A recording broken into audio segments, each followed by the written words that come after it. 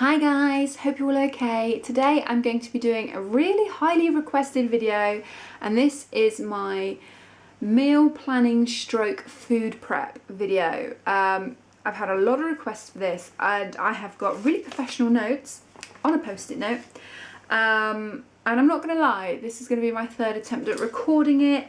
I just keep on rambling far too much, and I'm ending up with a 25-minute video. And ain't nobody got time for that, so hopefully this will be the condensed version.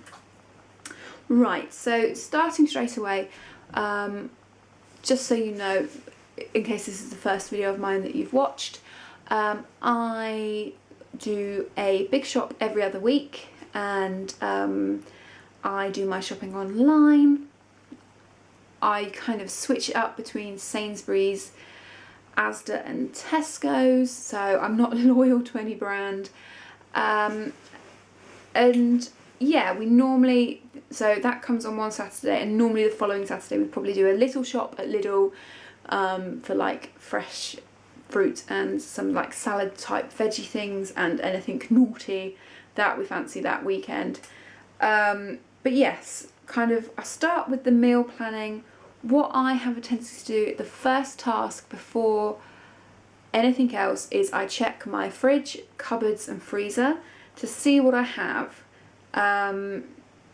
Because you'd be surprised, we have had times where, you know, the fridge is bare and I'm like, oh my god, I have to do the grocery shopping, and then I've gone through the freezer and there's actually another 5 days worth of meals in the freezer. And you know, if you're a bit skint or just you want to be a bit frugal, that's a good way to, you know, you put off another week without doing your food shopping.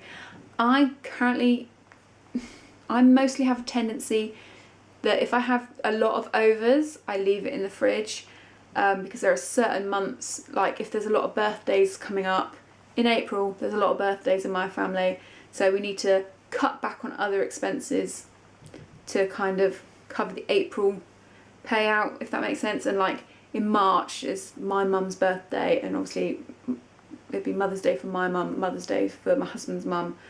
So again, and then obviously normally in March we're paying out for Easter gifts for people. So again, it's a case of, on the months I know that we're gonna have to, you know, pull our belts in a little bit, that's the months that I would tend to dip into my freezer back stores. But yes, right, so you've gone through your fridge, you've gone through your cupboard, you've gone through your freezer, you've got a list of everything you've got.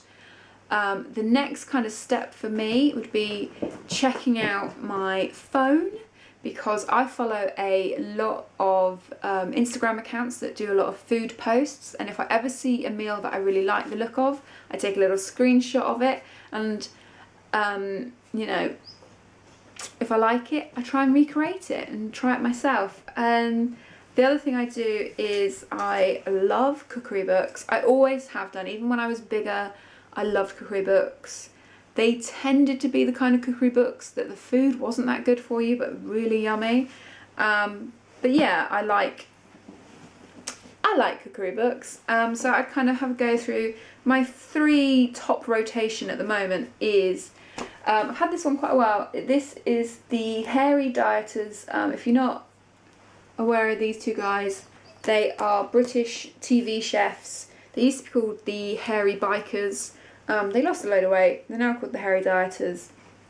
Love their book. This one's even older. This is a Weight Watchers cookbook. How to cook the Weight Watchers way. I don't do Weight Watchers, but I can appreciate good recipes. And my new baby is Get the Glow by Madeline Shaw. This is an epic book. The only downside to this book is a lot of the recipes you need a food processor. I don't have one yet. I don't. But yeah, and I just, when the book's brand new, I kind of go through and put little post-it notes on the pages that I really like. And yeah, so I go through it and go, oh, is there anything I really fancy? I obviously ask John. I'm sorry if you can hear Gilly whinging. There's a cat outside the front window and he's pacing. I obviously ask my husband, is there anything he wants or he fancies? Normally says no. I do all the cooking. so he's kind of chill for me to pick what I want. But I ask him because I wouldn't want him to feel like he has no choice. So yes, so I've gone through my books, I've gone through my cupboards, I've asked the husband, I've got a good idea of what I'm going to cook. The next thing I do is when I go online, I look at what's on offer. Now, as I said earlier, we shop in all the major retailers that do online in our area. I have to say that Tesco's has the most user-friendly website. I like all of them, but it is the most user-friendly. All of the big ones have the filter option, so you can put prices low to high, so you make sure you're getting the best value or the best product for you. But yeah, Tesco has a little bit where you can click on and see everything that's on offer for £1 and everything that's on buy one get one free, which Sainsbury's and Asda don't do. But yes, so, and I find that really helpful because, you know, it might be a case of I've made my idea what I kind of want, but then I see they've got a really good offer on breaded chicken. I'm like, oh well, John really likes katsu curry, I'm going to make him a katsu curry this week because that product's on offer. And I might have planned to do a lot of chicken based dishes. We eat a lot of chicken, but they've got a really good offer on steak, so I'm gonna switch it around, that kind of thing. It's just making sure you've looked at all your avenues really before picking something. I do think, especially if you are dieting, a great thing to do is make sure you're mixing things up, you're trying different food. I was very much guilty last year of eating repetitive food, and that's when I started getting bored of it, and that's when I started to cheat. I was sat editing a recent eats video once, and literally for 5 days in a row we had microwave quinoa, grilled chicken or pork, and steamed peas, sweet corn and carrot. It's like, no wonder I'm bored of eating healthy. I'm not bored of eating healthy, I'm bored of eating the same bloody meal.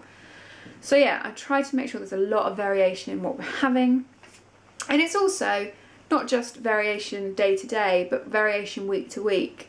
We went through a stage of eating a lot of pulled pork, so we stopped for about a month, and recently we've had it again, and it's been so much nicer, even though it probably tastes exactly the same as when we were having it a couple of times a week, but because we've had a break from it for a while, your taste buds are like, ooh, this is nice. Okay, so you've picked everything you're buying. Now in my situation, I would do my online order. Obviously, if you go to the shops, you do your shopping. I find it very hard to actually do the shopping in person. A, I don't drive and I live in a rural area, but B, if John's with me and we go together,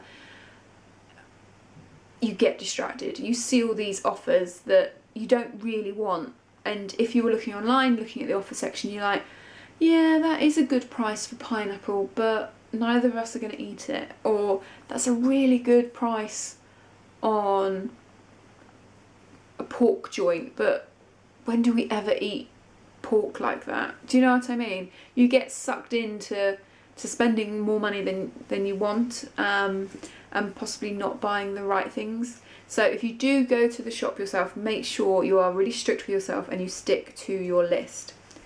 The next one is a bit more for those that have their food shopping delivered, is you need to be flexible with your plan. And what I mean by that is you can't sit down and write your food plan and go, Monday I'm having chicken and this, Wednesday I'm having that, Thursday I'm having that. You've kind of got to pay attention to the dates on your food. And now this sounds really obvious, but I was so bad at this when we first moved in together. We threw away so much food. We used to go to Tesco's, which is our closest supermarket, spend an hour in there, spend a good £130–140 on 1 week shopping, and then we'd eat, and, you know, come home, chuck it in the fridge and eat it in whatever order we wanted. And then you'd get halfway through the week and go, oh, I'm going to have those chicken Kievs, and then you pull the chicken Kievs out and they're 3 days out of date because you've not paid attention to the product. What I do now is, obviously I record a food haul for you guys, and then I lay all the it's mostly the proteins, so the meat, which tend to be the most expensive product, and I write all the dates out. put all the shopping away, and then I sit there with my meal plan and my date list, and I marry the two and put all the foods in date order. So, you know, the dates dictate what order we eat them in. If there's a certain item that I definitely want to save to this date, I put it in the freezer on the day of purchase. It's at its freshest at that point, or the freshest that you're going to get it. So it would be the nicest when you end up defrosting it and eating it. You have to be flexible because you had no choice over the dates you received it. The other thing which still comes under flexibility is you need to be, when you're having your meals, you need to be able to be flexible, and by this you need to make sure you have certain, unless you're really strict on yourself, which me and John aren't, you need to make sure you've got certain cupboard stroke freezer basics. So for example, you've taken out some turkey because you're going to do turkey stir fry, and then you get home from work and you really want carbs, you don't want that, you want something else. And Katy a year and a half ago would have probably either thrown the turkey away and ordered a Domino's, or maybe cooked the turkey and fed it to the dogs and ordered a Domino's. Whereas now I think, well, I can take the turkey and I can take most of the vegetables from my stir fry and I can turn that into a pasta dish. So, you know, I ensure that I've got pasta in the cupboard and chopped tomatoes or creme fraiche in the fridge so I can make a white sauce for the pasta. So it's making sure you've got those backup basics so you can make a change, so you don't end up eating a meal you don't want, or worse, you throw those items away and end up having a takeaway. Kind of staying with the backup basics, my personal backup basics, I think for most people a lot of them will be the same, but they do vary depending on your tastes.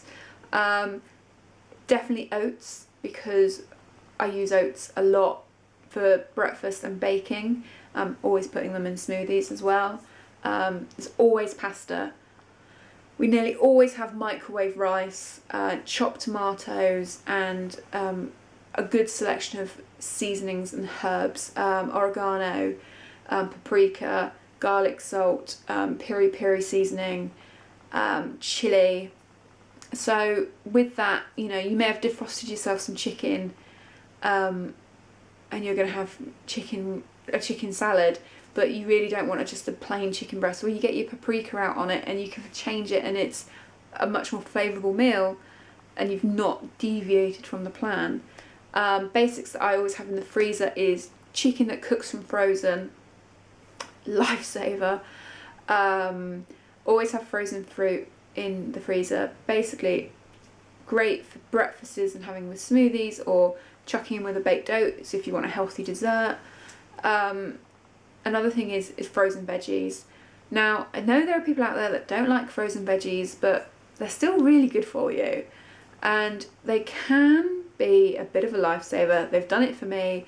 We have a friend who quite regularly will invite himself over for dinner, you know, on a weeknight, 15 minutes before he's coming, and we're both probably too polite to tell him no.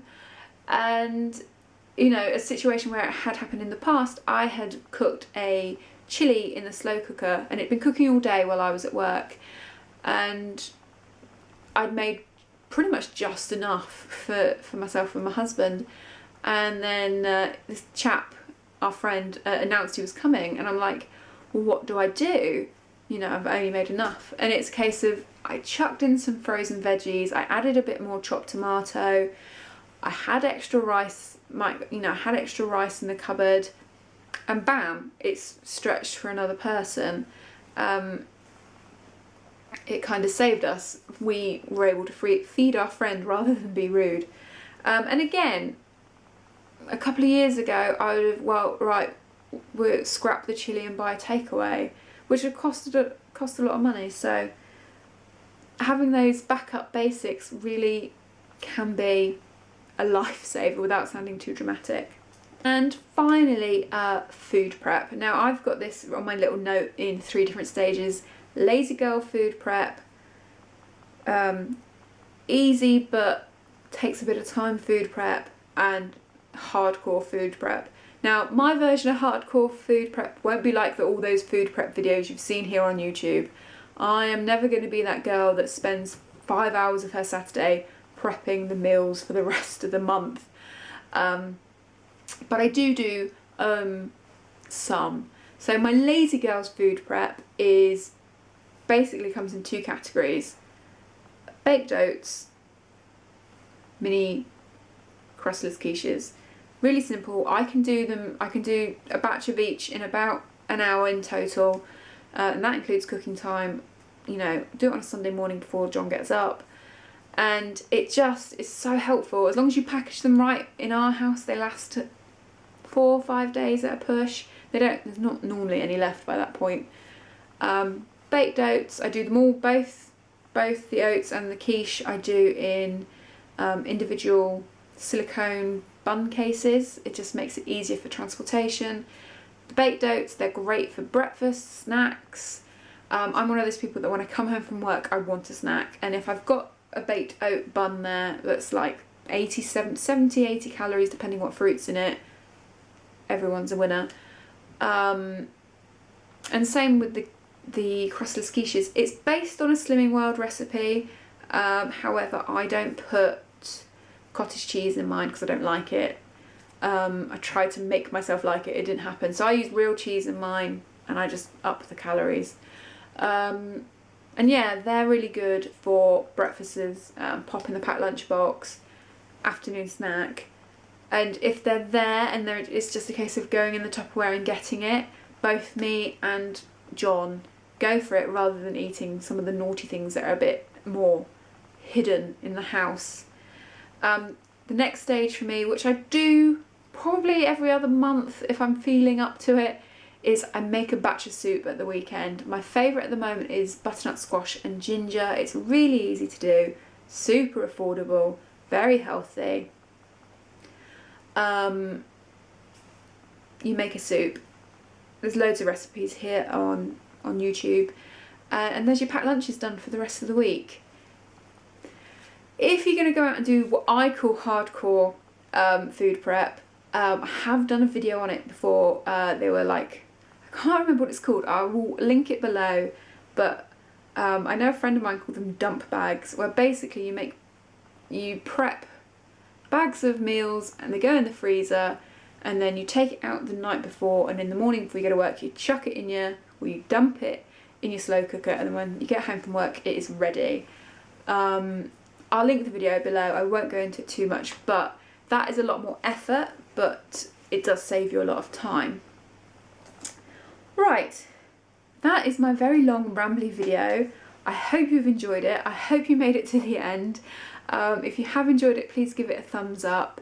If there's any tips or tricks that you'd like to share with anybody else watching this video, please comment it below, and I will talk to you all very soon.